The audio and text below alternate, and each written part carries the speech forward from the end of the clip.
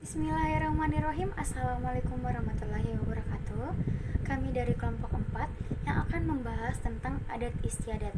Adapun salah satu provinsi yang akan kami angkat yaitu Provinsi Sulawesi Selatan, di mana Provinsi Sulawesi Selatan ini merupakan salah satu provinsi yang terbesar di Indonesia dengan beberapa suku yang ada di dalamnya seperti suku Bugis, suku Makassar, suku Toraja, dan masih banyak suku lainnya, serta berbagai macam bahasa seperti bahasa Makassar, bahasa Bugis, bahasa Toraja, dan masih banyak bahasa lainnya. Di mana dalam pakaian adat hanya suku Bugis dan suku Makassar yang sama pakaian adatnya, yang kita sebut sebagai baju bodo. Nah, baju bodo ini yang terbuat dari kain sutra. Adapun pakaian adat dari kaum laki-laki yang biasanya disebut dengan songkok guru, di mana songkok guru ini digunakan oleh kaum laki-laki pada saat acara pegelaran budaya yang dilakukan oleh masyarakat maupun pemerintah setempat. Songkok guru ini berasal atau terbuat dari anyaman lontar atau disebut serat lontar.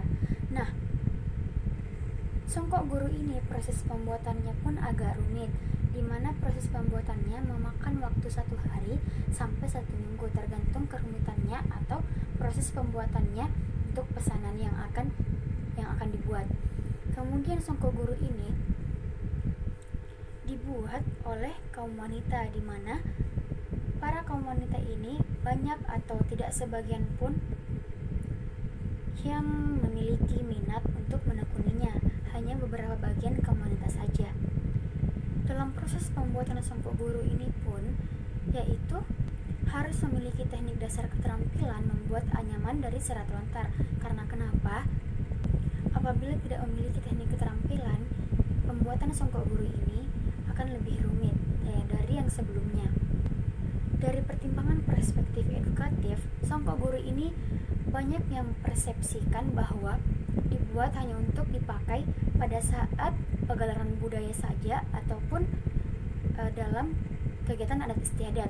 Namun saat sampai sekarang ini, songkok guru makin banyak diproduksi di Sulawesi Selatan karena berbagai macam anyaman serat lontar yang seperti gantungan kunci, yang seperti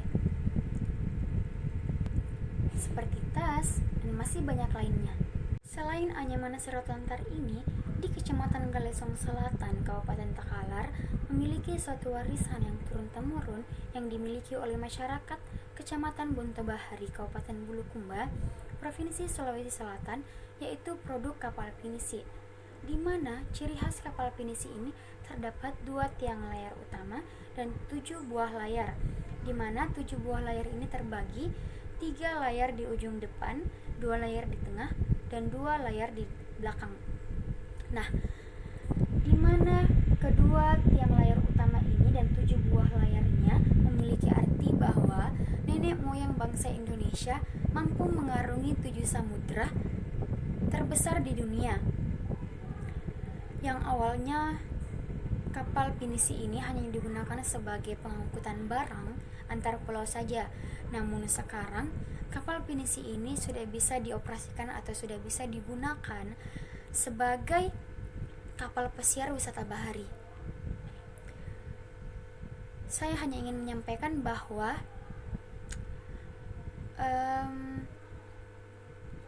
pembuat anyaman serat lontar ini dan produk kapal pinisi posisinya sangat kuat karena pemerintah memberikan apresiasi yang sama pada pengusaha kesenian tersebut, sehingga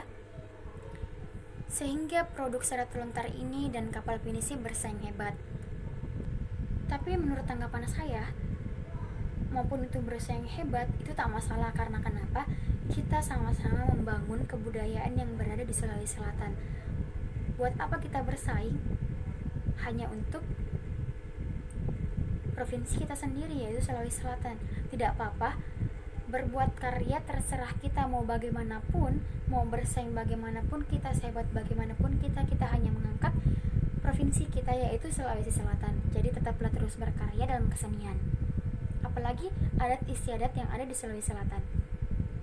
Seperti yang saya jelaskan tadi, di mana anyaman serat lontar dan produk kapal pinisi ini tidak bisa dipisahkan. Karena kenapa? Kedua hasil karya seni ini yaitu mengangkat adat istiadat yang berada di Sulawesi Selatan, bahkan merupakan salah satu kebanggaan yang ada di Sulawesi Selatan. Maka tetaplah terus berkarya, apalagi menyangkut tentang Sulawesi Selatan. Kemudian adat istiadat pun bisa dikatakan sebagai pendidikan. Karena kenapa? Pendidikan ini bisa mengajarkan kita tentang adat istiadat, nilai moral, kebudayaan yang ada di tempat kita sendiri atau tempat tinggal kita sendiri, seperti sejak SD, apalagi SMP menuju SMA, karena kita belajar tentang nilai norma budaya, di mana nilai-nilai norma ini ada pada pelajaran PPKN pada zaman saya dulu. Kemudian ada yang namanya bahasa Makassar atau bahasa Lontara. Nah, di sini juga bisa dikatakan sebagai adat istiadat, karena pasti tiap daerah memiliki bahasa daerahnya masing-masing. Dari kecil, dari SD, pada saat kita sekolah, kita diberi pendidikan yang sangat baik, yang bermoral baik, bernilai kebudayaan yang sangat baik, karena kita sudah diajarkan asal mula tempat kita tinggal, tempat kita dibesarkan, tempat kita yang diperjuangkan, adat istiadat kita yaitu Sulawesi Selatan. Seperti bahasa Lontara ini atau bahasa Makassar, alhamdulillah sampai sekarang saya masih hafal, yaitu kaganga, pabamata, dan nacajanya, yarala, dan wasaaha. Nah, bahasa Lontar ini memiliki arti yang sangat bagus, yang sangat unik, karena tidak semua orang bisa membacanya, hanya saja Sulawesi Selatan. Orang Sulawesi Selatan pun, tepatnya orang Makassar, tidak semua tahu arti bahasa Lontara ini atau bahasa Makassar ini. Bisa juga disebut sebagai aksara Lontara, karena orang dulu atau orang awam mengirim surat maupun tulis dan lisan, dia itu menggunakan bahasa Lontara atau aksara Lontara. Selain bahasa Makassar atau aksara Lontara, di Provinsi Sulawesi Selatan ini memiliki banyak adat tergantung dari sukunya. Seperti yang ada di suku Makassar. Di suku Makassar ini pada saat adat pernikahan, adat yang ada di Makassar ini yaitu yang biasa disebut seperti uang panai atau erang-erang. Nah, di mana erang-erang atau uang panai ini sebagai ciri khas adat istiadat yang berada di suku Makassar. Di suku Bugis pun ada, entah di suku yang lain, Toraja dan lain-lain, apakah menerapkan seperti itu atau bagaimana, karena saya juga kurang paham. Karena setahu saya suku Makassar memang pada saat adat pernikahan itu harus memiliki uang panai, di mana uang panai ini merupakan salah satu syarat pada saat seorang laki-laki ingin meminang wanita yang ingin dinikahi. Nah, selain adat pernikahan ini, ada pun adat istiadat dalam kaum perempuan yang biasa dikatakan katang atau sunat. Kalau kaum laki-laki bisa dikatakan hanya sunat saja, berbeda dengan kaum perempuan yang dikatakan katang. Nah, katang ini sebenarnya artinya pengislaman pada kaum wanita dan kaum laki-laki yang beragama Islam, berbeda dengan yang beragama lain. Sebenarnya khitanan ini atau sunat wajib hukumnya yang beragama Islam. Karena kenapa? Entah ini benar atau tidak, karena yang saya dengar sampai sekarang memang untuk agama Islam wajib melakukan khitan ini. Namun khitan yang ada pada wanita atau untuk wanita berbeda prosesnya dengan sunat lelaki atau kaum laki-laki. Untuk sebenarnya gimana ya? Saya nggak mau jelaskan bagaimana proses, atau saya jelaskan saja sedikit proses sunat bagi perempuan dan laki-laki. Nah, setahu saya sampai sekarang untuk kaum perempuan kesakitannya itu berbeda dengan laki-laki, di mana perempuan ini lebih banyak menggunakan apa ya namanya, lebih banyak bahan-bahan yang digunakan pada saat proses khitan berbeda dengan laki-laki. Nah, kalau perempuan ini yang pernah saya alami itu harus memiliki satu ayam, entah ayamnya diapakan, dan memakai baju bodo beberapa lapis.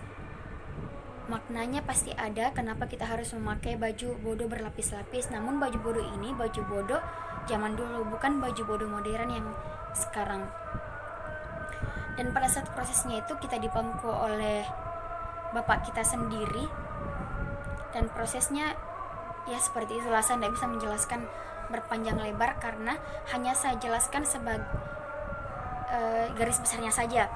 Nah, untuk kaum laki-laki, gimana proses sunatnya ini, dia dulunya orang pakai menteri, sekarang sudah bisa dokter, bahkan ada yang dikatakan sunat laser. Entah sunat laser ini menggunakan lampu atau menggunakan apa, karena yang saya tahu cuma secara garis besarnya.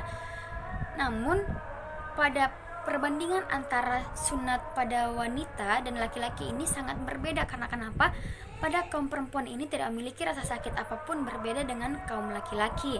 Pada saat setelah sunat, proses penyembuhannya itu bahkan sampai berminggu-minggu sehingga bisa kembali normal atau berjalan normal laki-laki. Nah, kalau perempuan ini yang pernah saya alami itu harus memiliki satu ayam, entah ayamnya diapakan, dan memakai baju bodo beberapa lapis. Maknanya pasti ada kenapa kita harus memakai baju bodo berlapis-lapis. Namun baju bodo ini baju bodo zaman dulu, bukan baju bodo modern yang sekarang.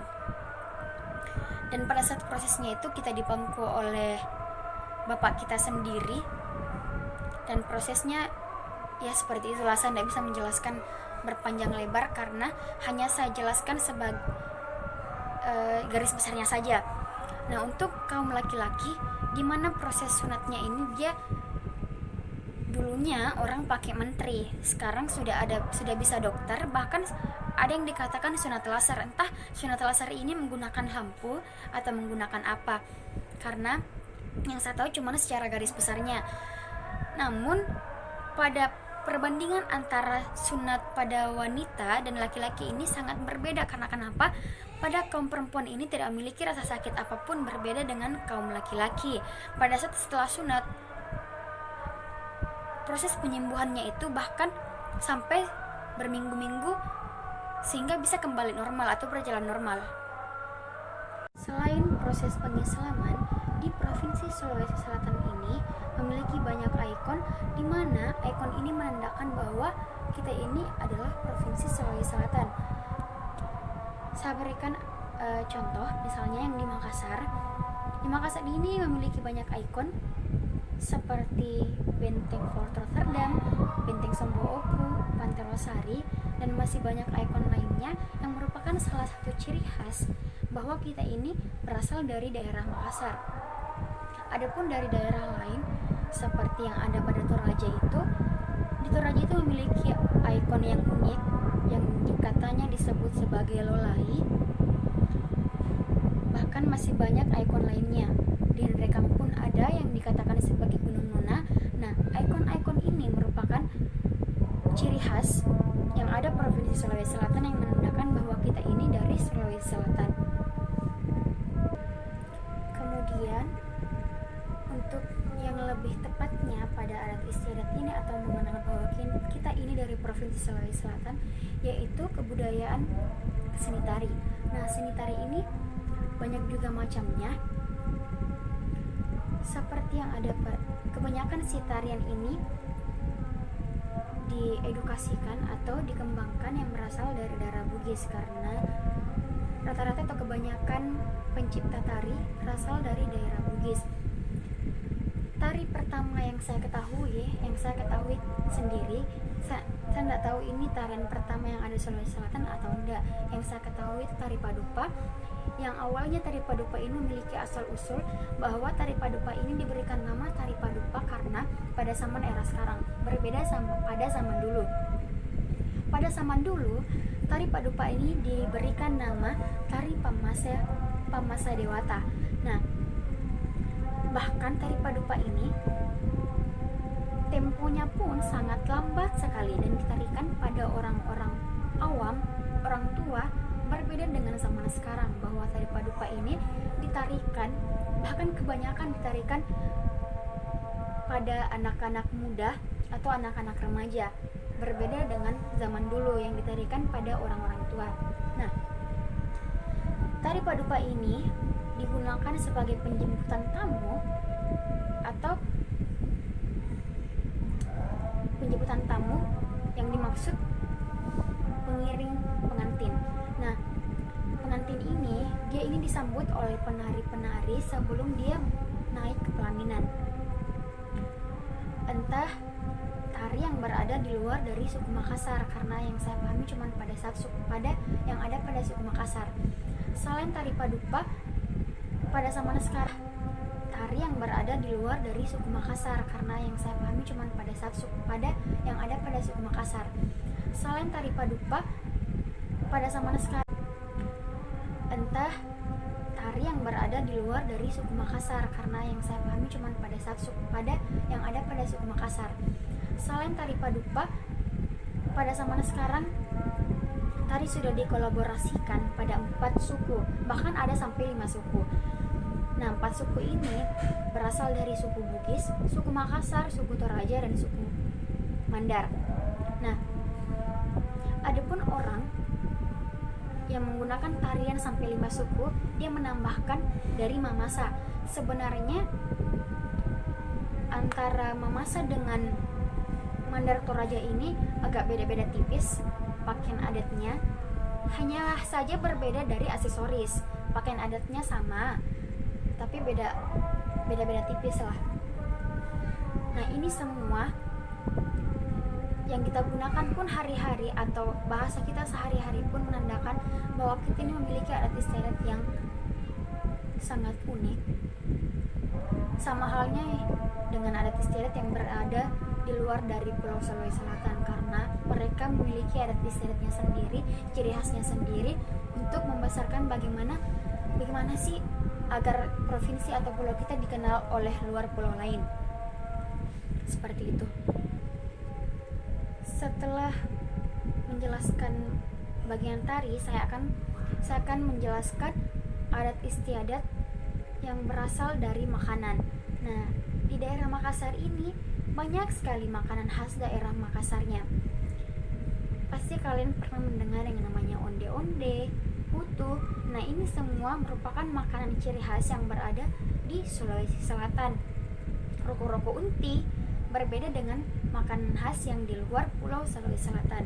Ini semua harus kita kembangkan, harus kita edukasikan lebih luas lagi agar adat istiadat ini akan lebih dikenal, akan lebih kental, bahkan bisa kita kenalkan pada anak cucu kita nanti, dan tidak akan berhenti pada zaman kita sekarang.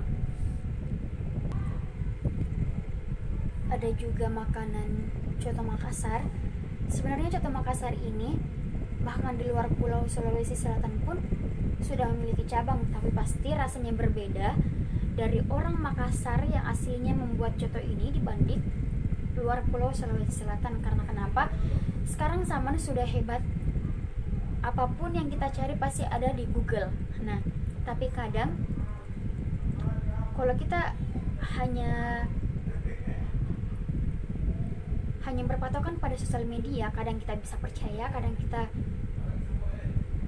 setengah-setengah percaya, bahkan tidak sama sekali. Karena kenapa? Sosial media kadang membuat kita berpengaruh negatif atau positif, padahal sepertinya tidak seperti itu. Paham gak sih? Apalagi yang zaman sekarang sudah zaman anak remajanya mengikuti zaman-zaman era barat. sudah tidak membudidayakan adat budayanya lagi. Saya mengajak teman-teman sekalian agar membudidayakan adat kalian, tempat kalian di mana kalian tinggal dibesarkan. Budidayakanlah adat istiadat tempat kalian dan mengabdilah di tempat kalian. Menuntutlah ilmu yang jauh sehingga kalian kembali pada asal kalian, tempat kalian, untuk bisa membesarkan tempat kalian. Oke, saya serahkan ke teman saya untuk melanjutkan materi. Assalamualaikum warahmatullahi wabarakatuh. Baiklah, di sini saya akan melanjutkan materi yang dibawakan sebelumnya oleh teman kelompok saya. Nah, di sini saya akan menjelaskan tentang materi adat istiadat yang ada di Indonesia. Adat istiadat yang ada di Indonesia itu, contohnya yang pertama itu Rambu Solo yang ada di Toraja, Sulawesi Selatan. Nah, upacara Rambu Solo ini dilakukan untuk upacara kematian dan memakan waktu 2-3 hari, dan untuk keluarga bangsawan itu memakan waktu 1-2 minggu. Nah, upacara Rambu Solo ini biasanya terjadi pada siang sampai sore hari. Kemudian upacara Rambu Solo ini termasuk upacara terbesar yang ada di Tanah Toraja. Dan untuk kuburnya sendiri pun itu di tebing tertinggi yang ada di Tanah Toraja. Nah, adat istiadat yang kedua itu adalah adat Pasola yang terdapat di Nusa Tenggara Timur. Nah, tradisi perang-perangan dengan menunggangi kuda sambil menyerang lawan dengan lembing ini bisa disaksikan di Sumba, Nusa Tenggara Timur. Nah, nama tradisi Pasola sendiri berasal dari dua suku kata, yaitu Hola dan Sola, yang berarti lembing kayu yang dipakai untuk saling melempar. Nah, kegiatan tradisi Pasola ini biasanya dilakukan di dua daerah, yaitu Sumba Barat dan Sumba Barat Daya dengan melalui Dinas Pariwisata dan Kebudayaan setempat.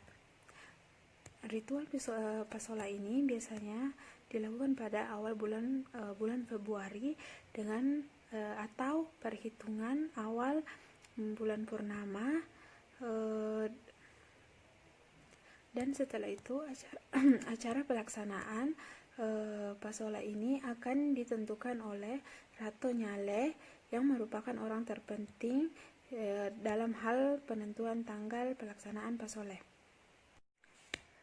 Nah, adat istiadat yang keempat yaitu adat Ngaben yang terdapat di Bali. Nah, Ngaben ini adalah upacara pembakaran mayat yang dilakukan oleh umat Hindu yang terdapat di Bali. Upacara ini dilakukan untuk penyucian roh manusia yang telah wafat menuju peristirahatan terakhir dengan cara pembakaran. Dalam diri manusia ini mempunyai beberapa unsur dan semuanya digunakan oleh roh dan nyawa. Dan ketika seseorang meninggal, yang pergi hanya jasad kasarnya, sedangkan rohnya akan tetap tinggal sampai akhir zaman. Nah, upacara Ngaben ini terjadi saat proses penyucian roh untuk meninggalkan jasad kasarnya. Yang keempat yaitu adat Kandure. Adat Kandure yang terdapat di Jawa Tengah. Kandure ini biasa disebut dengan Kanduri. Upacara ini biasanya dilakukan sebagai ucapan terima kasih kepada Sang Pencipta atas terkabulnya dan terwujudnya doa dan harapan. Nah, kanduran sendiri ini memiliki banyak makna, tetapi kanduran ini memiliki arti yang inti, yaitu bersyukur atas terkabulnya sebuah doa dan harapan. Nah, sekarang jenis-jenis adat istiadat selanjutnya yaitu Ngomben yang terdapat di Sumatera Selatan. Ngomben merupakan tradisi untuk menjamu tamu yang masih dilestarikan sampai saat ini pada masyarakat Palembang, Sumatera Selatan. Ngomben sendiri merupakan tradisi untuk menghargai tamu serta silaturahmi. Nah, tamu yang datang akan diberi hidangan seperti misalnya opor, gulai, sambal, acar, dan lain-lain. Kemudian selanjutnya yaitu nganggung yang berasal dari Bangka Belitung. Tradisi nganggung sendiri adalah tradisi untuk memperingati hari besar Islam, misalnya Isra Mi'raj, Maulid Nabi ataupun menyambut menyambut tamu. Nah, masyarakat yang datang harus membawa dalang yang berisi makanan ke masjid. Nah, sebelum dalang yang berisi makanan disantap, maka harus didoakan dulu oleh tokoh-tokoh agama besar. Nah, selanjutnya adat istiadat yang terdapat di Sulawesi, contohnya itu Mapalili. Mapalili merupakan tradisi yang diselenggarakan untuk mengawali musim tanam padi. Ritual ini biasanya dipimpin oleh pendeta Bugis kuno yang biasa disebut dengan bisu. Nah, bisu Puang Matoan akan berkumpul di rumah Ar-Rajang yang merupakan tempat penyimpanan bajak sawah pusaka. Kemudian selanjutnya yaitu adat kehamilan. Nah, masa kehamilan merupakan masa yang mendapatkan perhatian dari masyarakat Bugis. Nah, pada awal-awal kehamilan hingga bulan keempat, masyarakat Bugis biasa menyebutnya dengan angirang. Selanjutnya yaitu Amateang. Nah, tradisi Amateang ini merupakan tradisi upacara kematian pada masyarakat Bugis. Nah, Amateang sendiri